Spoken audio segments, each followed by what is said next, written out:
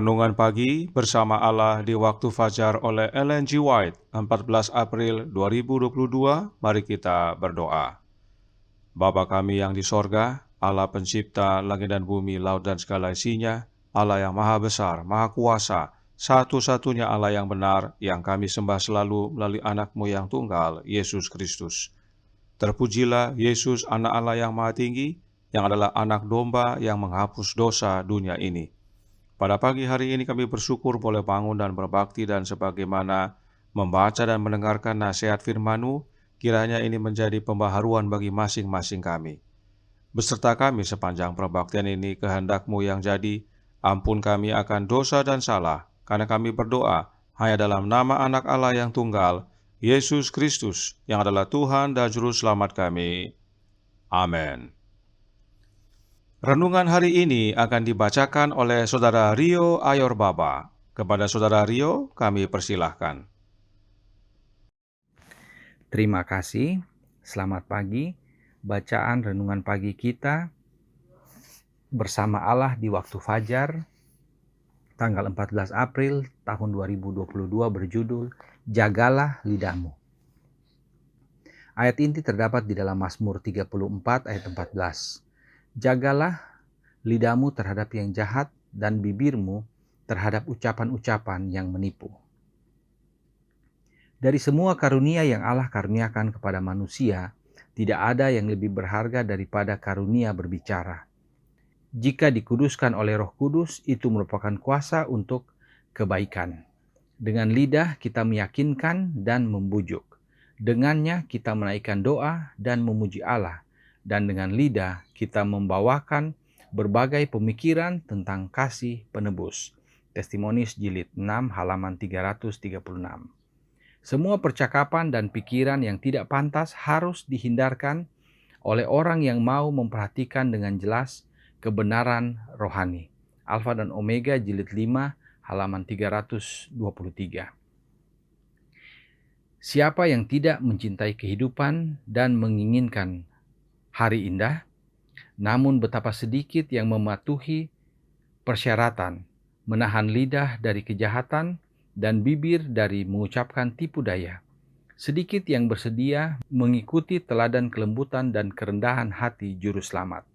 Banyak yang meminta kepada Tuhan untuk merendahkan hati mereka, tetapi tidak mau tunduk pada disiplin yang diperlukan. Saat ujian tiba, saat pencobaan atau bahkan gangguan terjadi, hati memberontak dan lidah mengucapkan kata-kata yang seperti panah beracun atau hujan es yang meledak. Berbicara jahat adalah kutukan 2 kali lipat, lebih berat jatuh kepada pembicara daripada pada pendengarnya. Dia yang menyebarkan benih perselisihan dan perpecahan menuai dalam jiwanya sendiri buah-buah yang mematikan. Betapa menyedihkannya keadaan si pembawa cerita, orang yang suka membicarakan kejahatan. Dia adalah orang yang terasing dari kebahagiaan sejati. Dosa berbicara yang jahat dimulai dengan memelihara pikiran yang jahat. Setiap pikiran yang tidak suci harus segera ditolak. Dalam kamar tertutup, para pengikut Kristus berdoalah dengan iman dan dengan segenap hati. Setan sedang mengawasi untuk menjerat kakimu.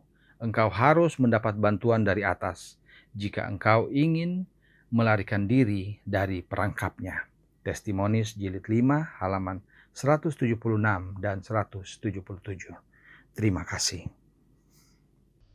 Terima kasih atas penata layanan Saudara Rio. Tuhan Yesus memberkati. Selamat pagi saudaraku dalam Tuhan. Peranan lidah sangat besar dalam berbicara. Namun, apa yang kita bicarakan bukan berasal dari lidah. Apa yang kita sampaikan berasal dari hati dan pikiran kita.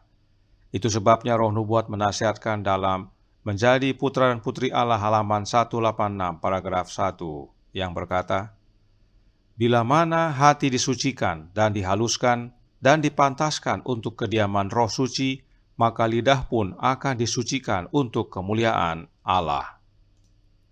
Jadi, Meskipun lidah harus dikuduskan oleh Roh Kudus, sebagaimana renungan hari ini nyatakan, namun yang pertama-tama harus dikuduskan adalah hati. Sebab apa yang kita katakan dan lakukan berasal dari hati. Yesus berkata dalam Matius 15 ayat 18 dan 19 yang berbunyi, "Tetapi apa yang keluar dari mulut berasal dari hati, dan itulah yang menajiskan orang. Karena dari hati timbul segala pikiran jahat, pembunuhan, perzinahan, percabulan, pencurian, sumpah palsu, dan hujat." Itu sebabnya dikatakan bahwa hati adalah sumber dari semua tindakan, dan tindakan-tindakan tersebut pada hakikatnya terkandung dalam pikiran kita. Artinya, sebelum kita melakukannya, kita sudah melakukannya dalam pikiran kita. Kita bayangkan apa yang akan kita lakukan di dalam pikiran kita. Demikian juga dengan perkataan. Perkataan tersebut bersumber dari hati, dan sebelum kita ucapkan dengan lidah kita, kita sebenarnya sudah ucapkan dalam hati kita. Kemudian Roh Nubuat menjelaskan dalam God's Amazing Grace halaman 295 paragraf 2 yang berkata, "Pemeliharaan hati yang rajin sangat penting untuk pertumbuhan yang sehat dalam kasih karunia. Hati dalam keadaan alaminya adalah tempat tinggal bagi pikiran-pikiran yang tidak suci dan nafsu-nafsu yang berdosa. Karenanya saat dikatakan jagalah lidahmu, maka sebenarnya yang pertama kita jaga adalah hati.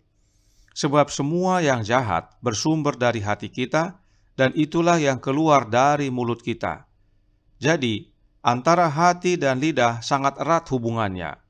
Perhatikan Roh Nubuat menyatakannya dalam The Youth Instructor tanggal 5 Maret tahun 1903 paragraf 2.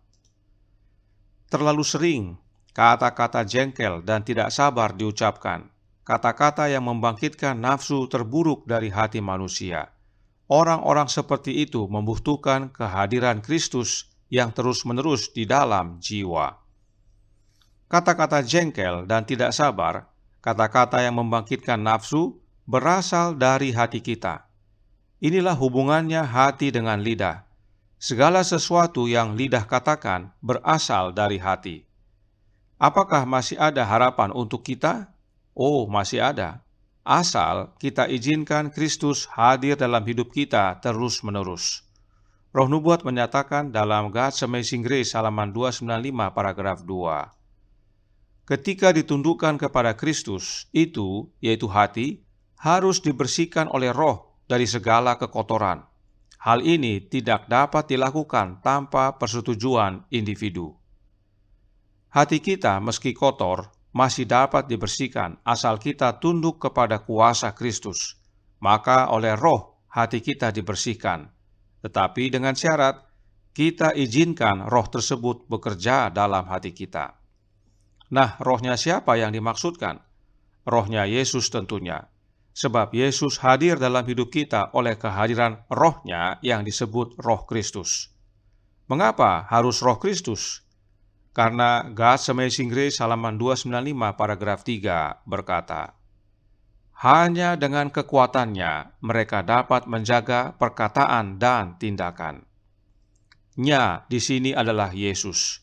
Jadi hanya dengan kekuatan dari Yesus kita dapat menjaga perkataan dan tindakan kita, dan itu semua berasal dari hati kita. Karenanya jelas bahwa roh yang tinggal dalam hati kita yang membersihkan hati kita adalah Roh Kristus. Sebab hanya dengan kekuatan Kristus kita dapat menjaga lidah dan hati kita. Itu sebabnya Yesus berkata dalam Yohanes 14 ayat 10, "Tidak percayakah engkau bahwa aku di dalam Bapa dan Bapa di dalam aku? Apa yang aku katakan kepadamu, tidak aku katakan dari diriku sendiri, tetapi Bapa yang diam di dalam aku, dialah yang melakukan pekerjaannya." Nah, kita sudah lihat tadi bahwa semua yang kita katakan dan perbuat berasal dari hati kita. Maka saat Yesus berkata, "Apa yang aku katakan kepadamu tidak aku katakan dari diriku sendiri, tetapi Bapa yang diam di dalam aku," artinya Bapa yang menguasai hati Yesus. Itulah sebabnya Yesus berkata, "Aku di dalam Bapa dan Bapa di dalam aku." Dan tidak hanya perkataan saja, tetapi juga apa yang Yesus lakukan. Apa yang Yesus lakukan itu berasal dari Bapanya. Bapanya lah yang melakukan pekerjaannya. Jadi, apa yang Yesus katakan dan apa yang Yesus lakukan itu berasal dari Bapanya yang diam di dalam hidup Yesus. Di mana Bapa tinggal? Di hati. Sebab dari hatilah perkataan dan perbuatan kita bersumber. Bapa menguasai hati Yesus, dan oleh karena itu apa yang Yesus katakan dan apa yang Yesus lakukan semua berasal dari Bapanya. Nah, pola yang sama Yesus karuniakan kepada kita. Itu sebabnya dia berkata dalam Yohanes 14 ayat 20, "Pada waktu itulah kamu akan tahu bahwa aku di dalam Bapa-Ku dan kamu di dalam aku dan aku di dalam kamu." Inilah caranya untuk menjaga lidah kita, yaitu dengan menjaga hati kita. Sebab saat kita tinggal dalam Yesus dan Yesus dalam kita, maka apa yang kita katakan dan yang kita lakukan bukan dari diri kita, tetapi Yesuslah yang menyatakannya dan mengerjakannya dalam hidup kita. Dan untuk menolong memahami akan hal ini, Yesus berikan ilustrasi yang dia nyatakan dalam Yohanes 15 ayat 4 dan 5, berbunyi, "Tinggallah di dalam aku dan aku di dalam kamu. Sama seperti ranting tidak dapat berbuah dari dirinya sendiri kalau ia tidak tinggal pada pokok anggur, demikian juga kamu tidak berbuah jikalau kamu tidak tinggal di dalam aku. Akulah pokok anggur dan kamulah ranting-rantingnya. Barang siapa tinggal di dalam aku dan aku di dalam dia, ia berbuah banyak, sebab di luar aku kamu tidak dapat berbuat apa-apa." Bila Yesus tinggal dalam kita, maka perkataan dan perbuatan kita adalah hasil pekerjaan Yesus. Lalu apa bagian kita? Ingat kutipan tadi di awal bahwa hati kita dapat dibersihkan asal kita mau izinkan untuk Yesus masuk ke dalam hati kita dan membersihkannya. Karenanya tugas kita adalah membuka pintu hati kita dan izinkan Yesus masuk. Sesudah itu, izinkan Yesus yang mengerjakan. Sebagaimana Bapa bekerja dalam hidup Yesus, demikian juga Yesus bekerja dalam hidup kita. Perkataan dan perbuatan kita bukan dari diri kita, tetapi dari Yesus yang diam di dalam kita. Inilah satu-satunya cara untuk menjaga hati kita, yaitu dengan menerima Kristus tinggal dalam hati kita. Maka dengan sendirinya, yang keluar dari hati kita, baik perkataan maupun perbuatan, semuanya berasal dari Yesus dan dijamin mulia dan kudus. Kiranya ini menjadi pembaharuan bagi kita semua. Tuhan memberkati. Saya bawa dalam nama Yesus. Amin. Mari kita berdoa. Bapa kami yang di sorga, Allah pencipta langit dan bumi, laut dan segala isinya, Allah yang maha besar, maha kuasa, sumber segalanya, yang kami sembah selalu melalui anak-Mu yang tunggal, Yesus Kristus. Terima kasih atas nasihat singkat, padat, dan jelas tentang lidah. Kami perlu menjaga lidah kami, tetapi yang terutama adalah kami perlu jaga hati kami. Kami perlu menyerahkan hati kami kepada Yesus agar apa yang kami katakan dan kami perbuat, yang semua bersumber dari hati kami, dapat dikendalikan oleh Yesus dan Yesuslah yang mengerjakannya. Sehingga apa yang kami katakan dan kami perbuat, semua berasal dari Yesus. Di dalam Yesus kami berbuah.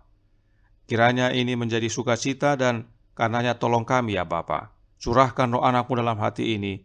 Hidup dalam kami ya Yesus dan ubahkan hidup kami semua. Kehendak-Mu yang jadi beserta kami sepanjang hari ini. Ampun kami akan dosa dan salah. Karena kami berdoa hanya dalam nama anak Allah yang tunggal, Yesus Kristus, yang adalah Tuhan dan Juru Selamat kami. Amin.